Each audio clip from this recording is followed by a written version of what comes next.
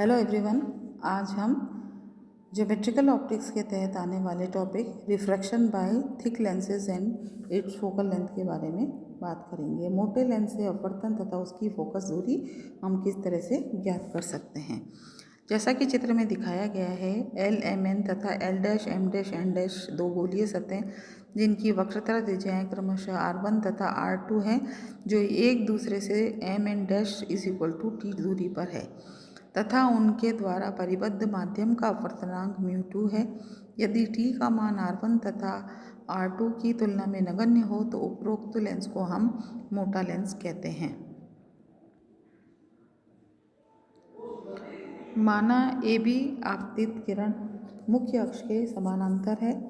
यह किरण दो अपवर्तनों के कारण क्रमशः BC तथा CF डैश किरण के रूप में निर्गत होती है। परिभाषा के अनुसार बिंदु F डैश प्रतिबिंब आकाश या इमेज स्पेस का फोकस बिंदु फोकल पॉइंट होगा। यदि हम AB तथा CF डैश को पीछे बढ़ाते हैं तो वे P बिंदु पर मिलते हैं, अतः PO प्रतिबिंब आकाश का मुख्य तल होता है। OF dash is equal to F dash प्रतिबिंब आकाश की फोकस दूरी होती है। फोकस दूरी F डैश का मान निम्न प्रकार से ज्ञात किया जा सकता है। किरण AB का प्रथम गोलीय सतह से अपवर्तन होने पर, जो पहले हमने लिखा है खंड 4 के चौथे समीकरण से हमें पता है कि m2 upon md minus 1 upon infinity is equal to μ2 minus 1 upon r1। ये इक्वेशन थी उधर, जिसको कि हमने इक्वेशन 1 से बताया है। लेंस की मोटाई से m dash d is equal to md minus t। द्वितीय सतह से अपवर्तन होने पर 1 upon μ2 upon mu dash f dash m minus 1 upon m dash d is equal to 1 upon μ2 minus 1 upon r2 के बराबर होगा, क्योंकि जो म्यू है ग्लास और एयर के रेफरेंस में वो हो जाएगा I upon a mu g is equal to 1 upon μ2।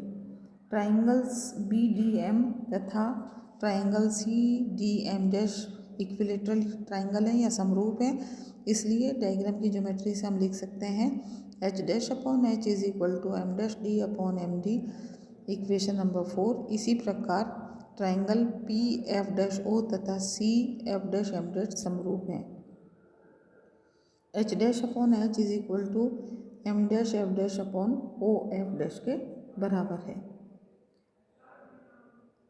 तो इसको हम लिख सकते हैं H dash upon H is equal to M dash F dash upon F dash. समीकरण 4 तथा 5 से इक्वेशन आ जाएगी हमारे पास M dash F dash upon F dash is equal to M dash D upon MD, या 1 upon F dash is equal to M dash D upon MD into 1 upon M dash F dash. समीकरण 3 से 1 upon M dash F dash का मान होगा 1 upon M dash F dash is equal to μ2 upon M dash D plus 1 minus μ2 upon R2, या 1 upon M dash F dash is equal to μ2 upon M dash D plus μ2 minus 1 upon R2। समीकरण 7 से 1 upon M dash F dash का मान समीकरण 6 में रखने पर 1 upon F dash is equal to M dash D upon MD in bracket μ2 upon M dash D minus μ2 minus 1 upon R2 के बराबर होगा, या 1 upon F dash is equal to μ2 upon MD minus μ2 minus 1 upon R2 into M dash D upon MD के बराबर होगा, जिसको हमने समीकरण 8 से व्यक्त किया है। समीकरण 1 से हमें पता है MD is equal to μ2 R1 upon μ2 minus 1 है। समीकरण 2 से हमें पता है कि M dash D upon MD is equal to 1 minus D upon MD के बराबर है।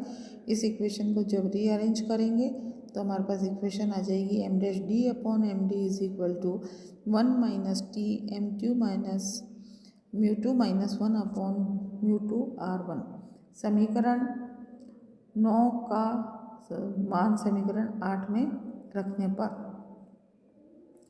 M dash D upon MD is equal to, जो इक्वेशन थी हमारी 1 minus T upon T into μ2 minus 1 upon μ2 R1, इस इक्वेशन में समीकरण 8 से मान रखा तो इक्वेशन आ गई 1 upon F1 is equal to μ2 minus 1 upon μ2 R1 minus mu two minus one upon R two into in bracket one minus T mu two minus one upon mu two R one के बराबर होगा।